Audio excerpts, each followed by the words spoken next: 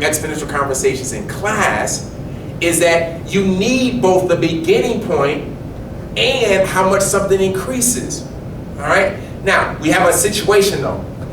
We have to make sure that we understand what the general formula is of an exponential function. I'm going to write it on the board. It is y, which is your output or your final answer, equals, I'm going to call, I think we use a in class, which is your initial value. All right, and then there's a parenthesis here, and then we have 1, and then I'm going to put this plus or minus, I'm going to put it in black. It's either going to be plus, if it's in growth, an exponential growth or increase, or it's going to be a minus if it's a decay or a reduction. All right, and then we use the letter R, which stands for rate, which is a percent value.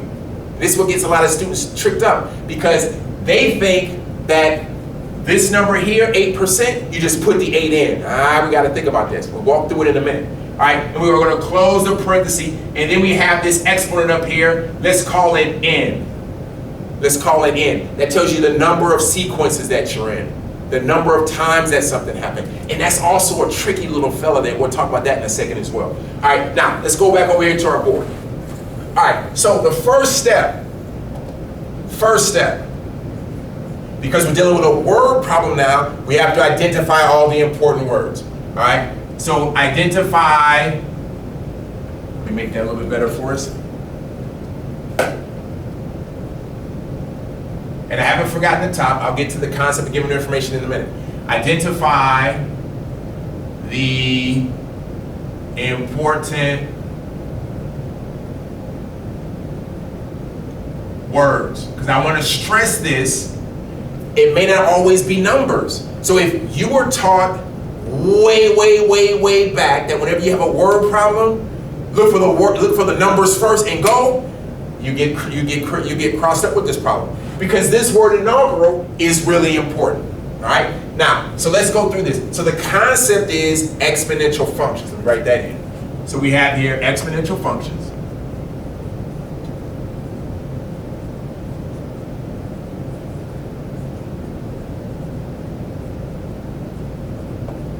That's the concept. And the given information is we have a start value of 150,000. So I have a start, that's from the word inaugural, start equals 150,000. And then we have the growth percentage,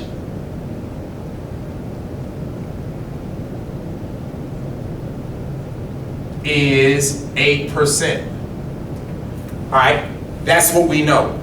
All right. Now, if you can follow me back over here a little bit, because this is, where did I put it? Oh, I'm sorry. It's right here. This is what we need to make sure that you understand as well. First, when you're dealing with exponential functions, point number 1, point number 2, point number 3, 4, and 5 are critically important. Critically important, because they tell you what each of these pieces mean. All right, so let's go through one at a time. Number 1, the final amount. That's the answer. That's the output. All right, that's typically what they're looking for, but sometimes they'll get a little messy with you, have you work backwards. But in this case, it's straightforward. They want to know the final amount. That's the little y over there. What's the initial amount? What are you starting with? We got that. It's 150,000. All right. Next, what's the growth percentage or the decay percentage? It's important. You got to know if you're increasing or decreasing. And many times they'll tell you, like in this problem, it says it's increasing. So for us, we know it's going to be a growth percentage. And I know it's a growth percentage because it says 8%. It doesn't just say 8. And that's important too. We'll discuss that in a minute. All right, and then we need to know if it's a growth multiplier. There's a difference here. Percentage has a percentage sign by it. It has a percent sign by it. If they tell you that something increases twofold, twice as many every year, it doubles or triples over time or quadruples, that's not a percentage. That's a multiplier. All right? So we don't have any of these because they give us a percentage, but it's important that you understand the difference because it does something different to the equation. All right? And then we need to know the time value. Or in this problem, they just want the equation. But sometimes they'll say, write the equation, and then tell us how many people are there in the third year. Now, the reason why I have here, when it start, this is tricky. You have to ask your math teacher, or you kind of have to figure it out. Either ask your math teacher, or you're going to have to figure it out because it's tricky. Sometimes start starts when the value is 0 for that exponent. That's start. Sometimes start is when that exponent is 1. You really won't know until you talk to your teacher or the person who's giving you the assignment, all right? Because this interpretation can really mess you up as well. And I know you're asking, Mr. Porter, why they gotta make it so hard? I agree. Why do they need to make it so hard? I don't know. All right, my position is always the same. It's to confuse you so that you give up and guess and get the lower score. Instead of taking your time and think about it, figure things out, ask the questions that need to be asked so that you don't give up, so that you don't get frustrated, so you get the higher score. All right, so make sure you get that part figured out. All right, now let's finish this up. All right, so let's identify the important words. We got that already. We got inaugural, we got 150,000, we got increase, and we got 8%. Right, so we got that taken care of. So now, why is that important? So we can fill out the formula, to complete the formula. To complete the formula. All right, how are we going to do that? I like to use basic words. Plug in the information. Plug in the information. Plug in the information. I always say the simpler the word, the better it is. It's easy to keep up with, easy to understand what it means. All right, so I'm going to give you a visual image. I'm just going to put this here. All right, so I'm going to change colors again for us. This is my visual image. It's a formula, and that's okay. Visual image can be anything you want. It could be a thought cloud. It could be a concept map. It could be a formula. It could be a table or chart. I'm going to put it in here so that we keep up with it. We got y equals the letter A times 1. Now let's figure this out. Are we increasing in this problem or are we decreasing? Is this an exponential growth problem or is it a decay? Well, based upon that word, it's growth, which means I need to put the plus sign in. Don't worry about the subtraction sign. So I got plus R, and then I got the exponent n, all right? Taken care of. So let's plug this. Okay, so let's go ahead. We already identified. There's nothing to do for the result yet. Let's do that on the next step. Step number 2. What? Plug in the given information. Let's go ahead and do that right now. Yes, I talked about it over here as the how. Now we're going to make it the what and actually get it done. All right, why we need to do this? Go ahead and just repeat it to complete the formula. It is okay to repeat what you've already thought about, because you realize in mathematics, it's all about repetition anyway. All right, how are we going to do that? Just go ahead and replace, this is important, replace the variables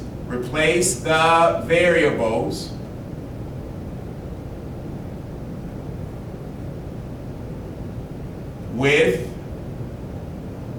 the given values.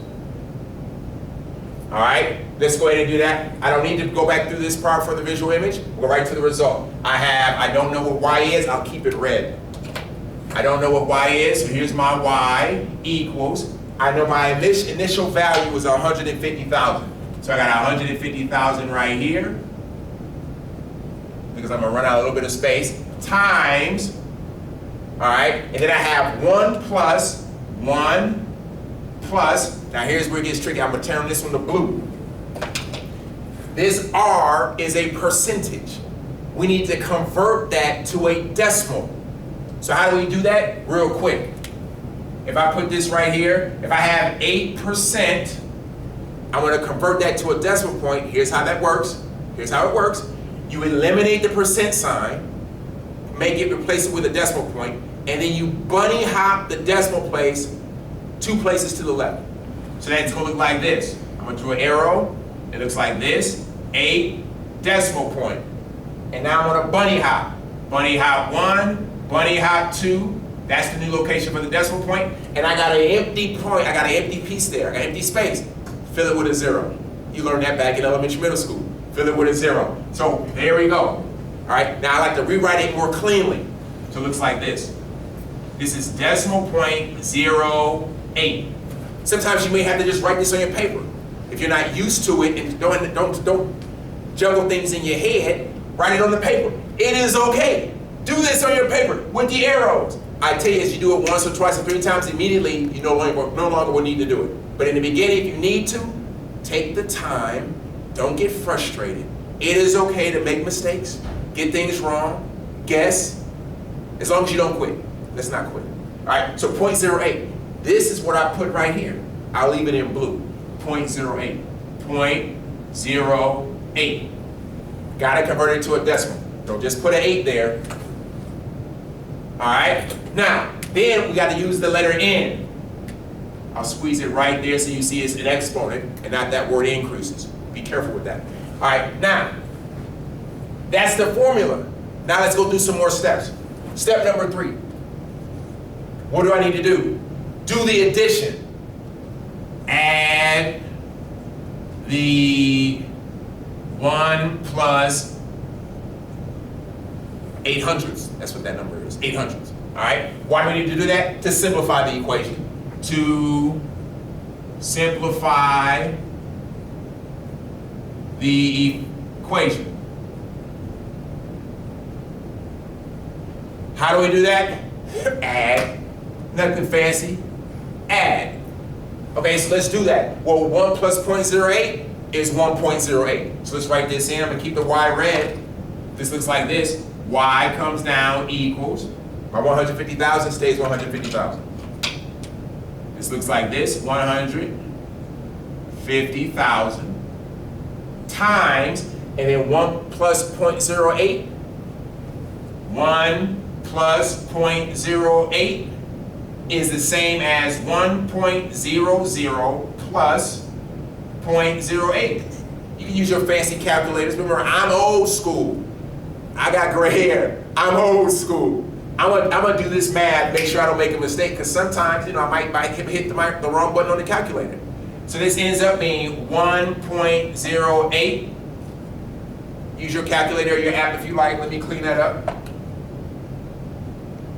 1.08. Put that in right here. 1.08. And then my exponent is still in. And we're finished. We're done. We have the equation. We don't know the output. We don't know the final amount. But we know the start value is 150,000. We now know what the growth percentage is. It's 1.08. Right? We know the growth rate now. Right? Because that's what this is. It's the growth rate. And then we don't know the value of how many years. Right? Now, typically what would happen is the teacher would say, as I mentioned before earlier, use your equation to find out what the attendance would be 3 or 4 years later. All right? And don't forget, make sure you know how to begin with the start. Is start 0 for N, or is start the number 1 for N? Make sure you and your teacher have that conversation, because it definitely makes sure that you get the right answer. All right? Now, that being the case, I'm finished. But what did I say we had to do last time when we were done, so the teacher knows that we're done, and that we just didn't get frustrated taking a break, and then we forget to come back? You write the word done underneath. Here you go. Done. How many steps? Let's check. 3 steps. Last week we had a 4-step process. This week we got a 3-step process. My job here is to let you understand, although you might think mathematics is a ton of steps, typically it's less than 6. Typically. Sometimes it might be a little bit longer, a little bit more, but I'm convinced if you thought about it, you can reduce the steps down to less than 6. All right, in this case, 3 steps, working with an inaugural exponential function for a music festival, all right, and then making sure that we understand the points we have here and the features of an exponential function that we have back over here. These are the important pieces that you got to know, all right? And with that, I'm all set and I'm all done. Now, let's talk about your student think aloud. Here's what you need to do. Change this problem. I'll tell you how to change it. Instead of it being increase, let's make it decrease. The attendance decreases by 8%. I gave you the growth exponential growth, I did it on the board. Now you work through the exponential decay. And I already talked about what needs to be changed when it's a decay or a reduction compared to when it's an increase or a growth. I already talked about it, which means you might just have to rewind the video a bit to go back and hear that very important piece that said when it's an exponential decay or reduction, there's something different you got to do. All right, so that's what we got to have happen. Go ahead and you change it to decreases for your student Think Aloud. Do the recording. I do know that about 4 or 5 you actually had your parents and your family look over it before you sent it to me, which was absolutely fantastic. Hooray for you. Higher quality comes when other people take advantage of what you're looking at and can give you some insights and some recommendations. It is okay to ask someone, can you look over this for me? Let me know how you think. Did I talk too loud or too soft? Did I talk too fast or too slow? Did my graphics come out okay? How do you think the teacher will grade me? And listen to what the folks tell you. Listen to what your friends say. It is okay. Because the Think Alouds I've gotten so far, top notch. Excellent work. Let's continue the process. Your grades will increase. Your confidence in mathematics will increase. All right? And with that, my name is Mr. Porter. Have a great day.